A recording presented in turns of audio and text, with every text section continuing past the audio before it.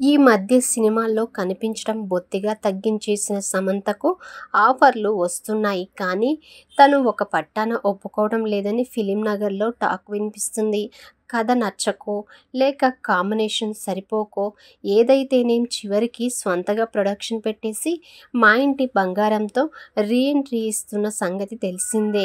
చిన్న pre look poster లాంటిది ఈ మధ్య వదిలారు కానీ అంతకు మించి డీటెయిల్స్ ఇప్పటిదాకా బయట పెట్టలేదు. వరుణ్ ధావన్తో చేసిన Citadel, honey Bunny web series ఎదురు చూసే కొద్దీ ఆలస్యం అవుతూనే ఉంది. సరైన టైం చూసి ఈ ఏడాదిలోనే స్ట్రీమింగ్ చేయాలని అమెజాన్ ప్రైమ్ ప్లాన్ చేసుకుంటుంది. ఇదిలా ఉండగా సమంత మలయాళం ఎంట్రీ రంగం సిద్ధమైనట్లు టాక్ వినిపిస్తుంది.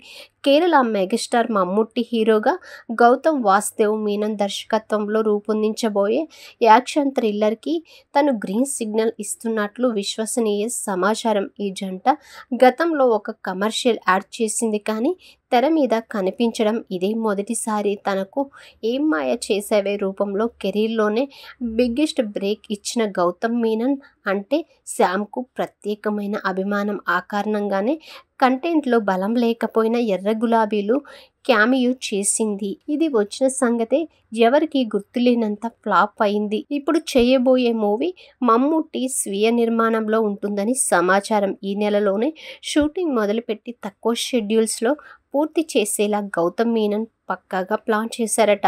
క్రేజీ కలయిక కాబట్టి తెలుగు, తమిళంలోనే వస్తుంది.